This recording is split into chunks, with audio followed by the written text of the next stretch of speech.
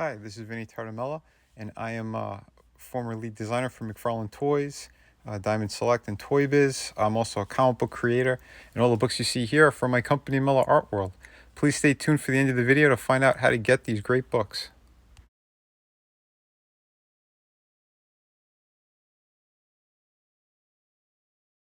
Today we're going to be reviewing the Infinity Saga collection from Marvel Legends.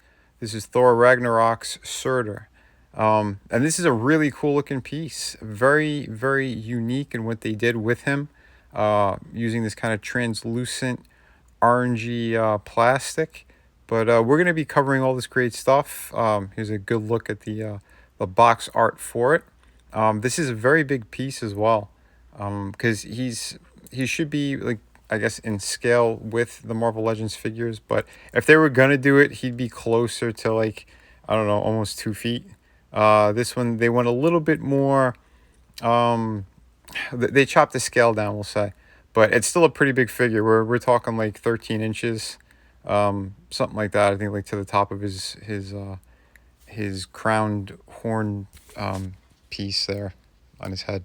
But yeah, we're gonna break down everything during this review, the pros and the cons. Not too many cons. Here he is out of the box and straight up and down. No accessories or anything to show yet. I just wanted to kind of show you the figure, what he looks like. Very, very nicely sculpted piece. The paint applications are really fantastic on this. I'll cover exactly what they did as well regarding the joints and the paints, which, again, the engineering and design worked hand in hand on this figure, which is very impressive. He's got tons of articulation, so you could get him in some really good poses. He has some limitations, I'd say, in the arm, specifically the right arm, but I'll cover that in the articulation segment. But you could kind of get away with a lot of different things too. You could fudge some stuff, and if you do want to make any modifications, I think it's possible to get a little bit more articulations out of, like, that right arm. But like I said, I'll be covering all that very soon in that segment. So here are the accessories he comes with. Alternate pair of hands, which, again, very nicely sculpted. Here's a pretty good look at the fist and kind of what they did, and putting some light behind it. You could see how he has, like, that kind of glowy effect, which it's really cool, and I'll show you a better view of that too with the body. But yeah, again, great paint applications. Yeah, I'm impressed with whenever they do kind of stuff like this. I know when I was working at Diamond Select, they did something similar with Human Torch design. But here's his sword, which is also very massive. Kind of has, like, that Jolly Rancher kind of color to it. But yeah, it's, again, beautiful looking work. Great sculpt. Paints are really cool on it. And yeah, here is what he kind of looks like with the light behind him.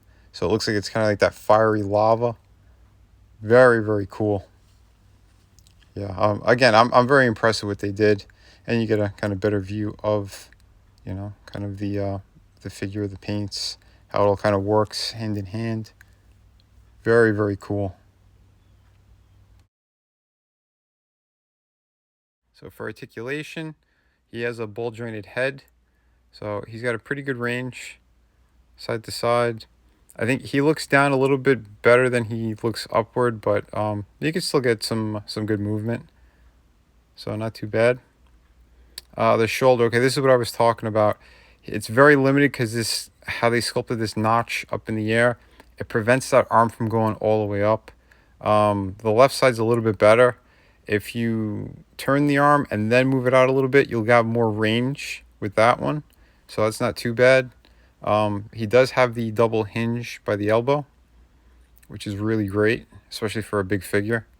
Ball joint for the wrist, and he has that kind of up and down movement as well. The other hand, he has kind of more of like the standard up and down movement. It's not like that side to side one flick for a weapon, but still pretty good. Upper torso, really fantastic. He's got the upper diaphragm joint. It's pretty stiff because he is a very big figure, but he also has the ab crunch as well. Really well done. Like I said, you're going to get some great poses out of him, especially with that range. You know, he goes back a pretty good distance. Legs move up really great. Back a little bit limited because of the butt, but we know how that is with Marvel Legends.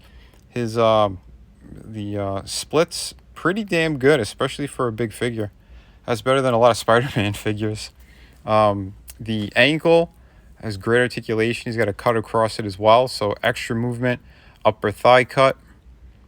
And that one's a little bit stiff. I'm gonna have to loosen that up a bit. But and the knees, double hinge for the knees. Amazing range. Look at that. Unbelievable.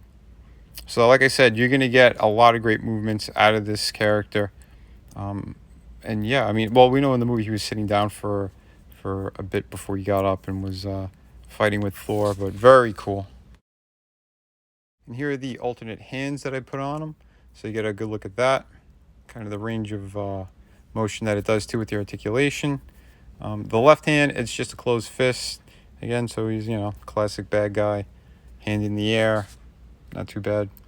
And yeah, so I'll show you two on the sword, how it goes in his hand. There you go. So like I said, the joint that's in the left hand, you could hinge it in a way so like he's kind of pointing or pulling it back further. You know, so that works. Again, it works with if you have a character that has swords or guns. You want that hinge to be in that kind of location instead of dead center in the hand. But yeah, so at least one hand is like that, so that's pretty cool. Not too bad. Like I said, it looks fantastic. And his joints are very stiff, so it's not really going to be falling anywhere. Okay, so I want to give you a better look at kind of the joints and everything. It's pinless, so you're not going to see like a hole through the arms.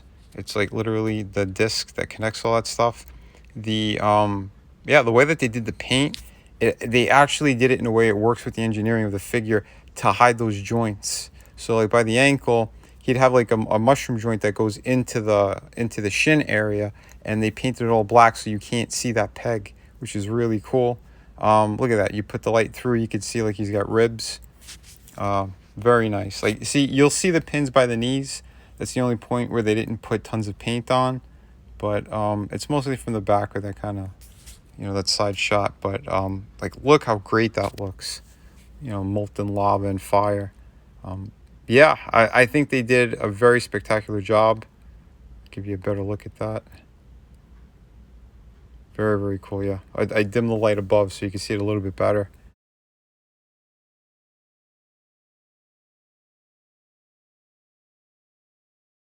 Here's some of the different poses you could do with the character. So I kind of did it as if he was coming up off of his throne. And yeah, like I said, his range of motion is really amazing. Especially if you are someone who takes a lot of photos of your figures and you kind of recreate scenes from the movie or your own kind of whatever it is. I think this figure is going to work really well, and especially if you have a pretty nice selection of Thor figures or Marvel Legends figures, and you want, you know, a cool character like this next to them or in the display.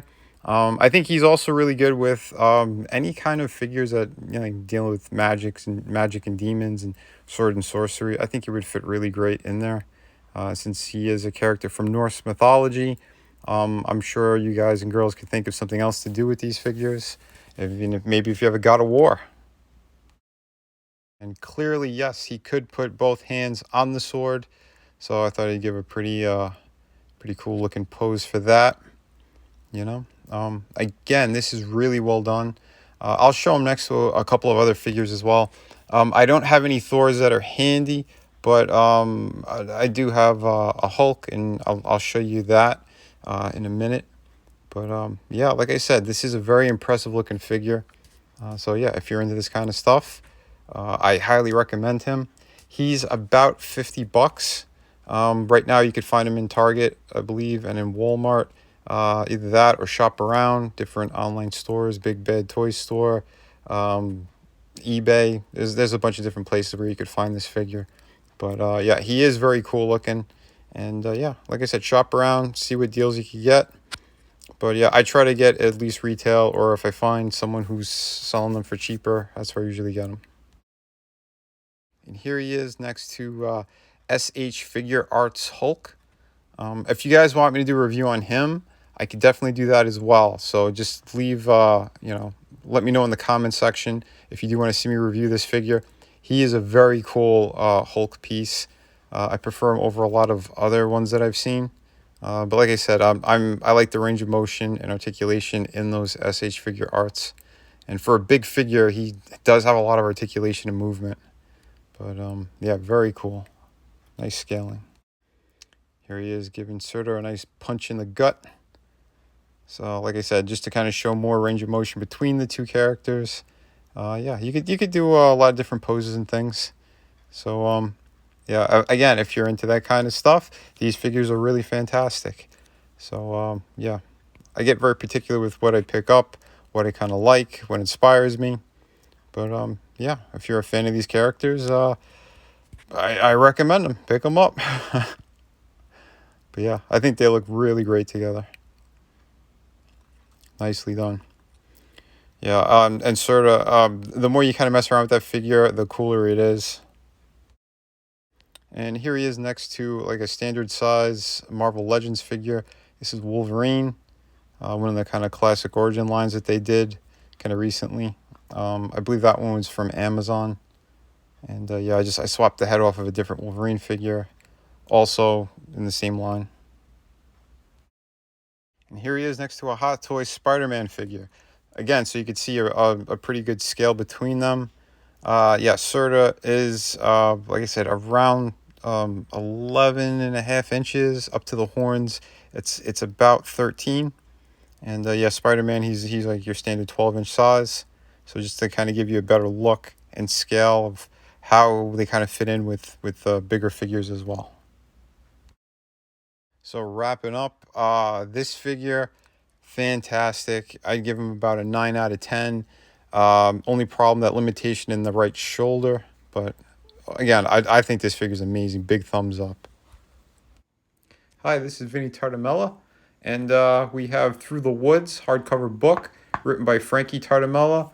All the artwork is done by me. It's a beautiful hardcover book. Take a look at this fantastic artwork. This is 98 pages, ghost story. I think everyone's going to love this thing. It's amazing.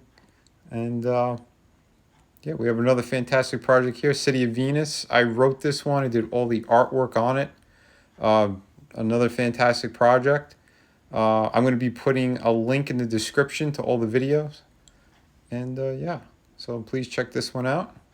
And thank you very much. Both of these books are available right now and they ship immediately. So yeah, take a look at the size difference as well. One's more in a European format and the other one's like a standard comic book. And we also have two beautiful art books here, volume 1 and 2.